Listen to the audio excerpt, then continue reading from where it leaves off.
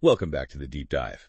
We know you, the learner, are always looking for, well, smart ways to get up to speed on things without getting totally swamped. Right. You love finding those aha moments, the bits of knowledge that really stick. Definitely.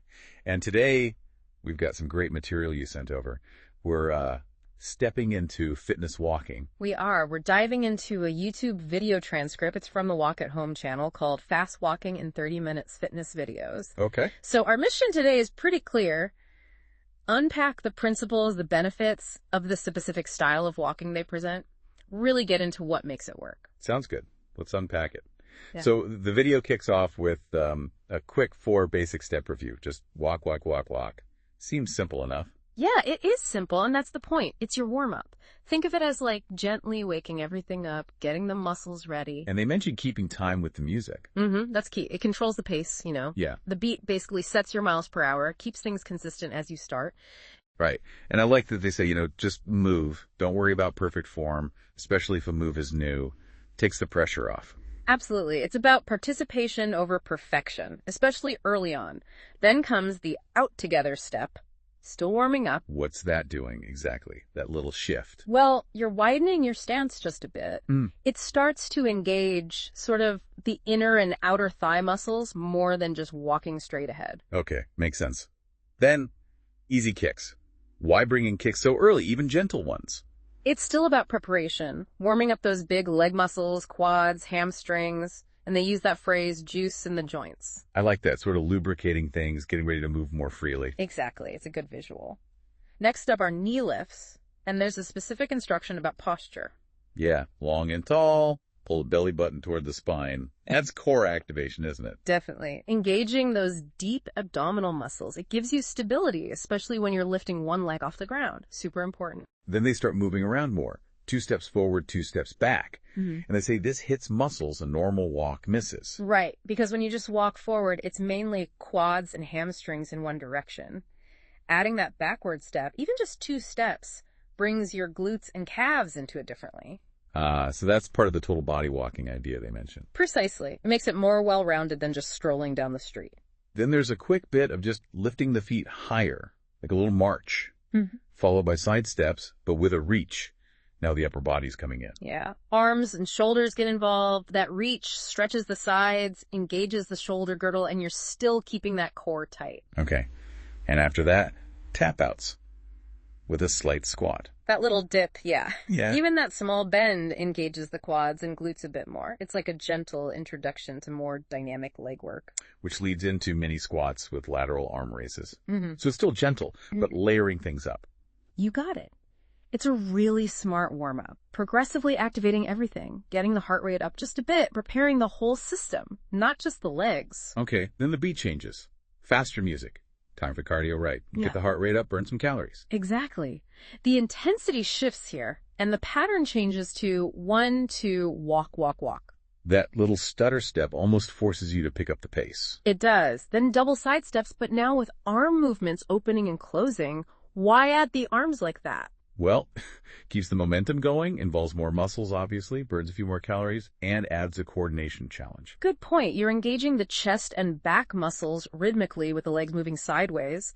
We also see just straight arm raises while walking in this part, too. Right, keeping that upper body involved. And then knee lifts again, but faster now. Down. And they mentioned putting hands on hips, something about rotator muscles. Yeah, that's an interesting cue. The idea is that placing your hands there might help you focus on or even slightly activate the muscles around your waist, your obliques, as you lift the knee.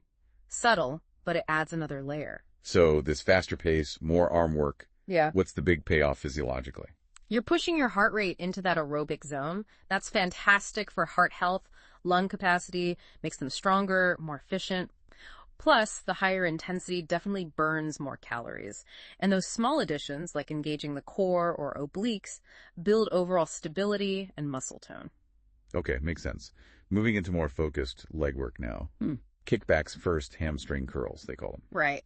Targeting the back of the thighs. And they give an option to bend the knees a bit, sit lower, to get the thighs more involved. Yeah, that modification is great. It lets you work the quads, the front of the thighs more intensely if you want to, while still getting the hamstring curl. Makes it adaptable. And they remind you that your heart rate should be up, reinforcing those cardio benefits. Then upper body lifts while walking. They really pack it in. They do. It's efficient. Combining upper and lower body means a better workout in less time. More energy expenditure overall. Next are kicks, but reaching for the feet. And again, tummy tight. That tight core is key. It stabilizes you, allows for a more powerful kick, and protects your back. The reaching adds a hamstring stretch and more core work. And we see the 2 counts up and back move again here. Yeah, reinforcing that multi-directional movement keeps things dynamic. Then back to kickbacks, but changing the arms, reaching forward, then pulling back. Those variations change the focus slightly. Reaching forward is more about the leg. Pulling the arms back as you kick back engages your upper back muscles like a rowing motion. Keeps it interesting and works more muscles. All right, shifting gears a bit. Balance and coordination coming up. Starts with a side step, then into skaters, tapping 1 foot behind. Ah, the skaters. Classic balance challenge. You mentioned the arms swinging naturally for balance and that waistline rotation again. Exactly. Balance and coordination are so important for, well, just daily function and preventing falls. Skaters work that side-to-side stability and proprioception, your body's sense of where it is. The rotation hits the obliques. It feels pretty natural, the way the arms move. Then single knee lifts. Focusing balance on one leg. Then a wider stance, touching the hips for balance. Giving you a more stable base. And then double knee lifts, but with arms going higher. Seems like a clear progression. It is a smart way to build the challenge. Single knee lifts test basic balance. Wider stance helps you find stability.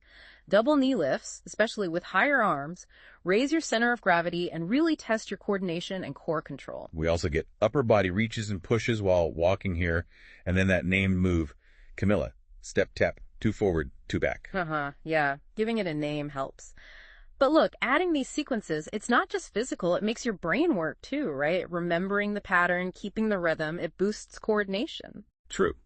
Now for some complexity and fun, heel lifts with hands reaching up the thankfulness move, then pulling the arms down.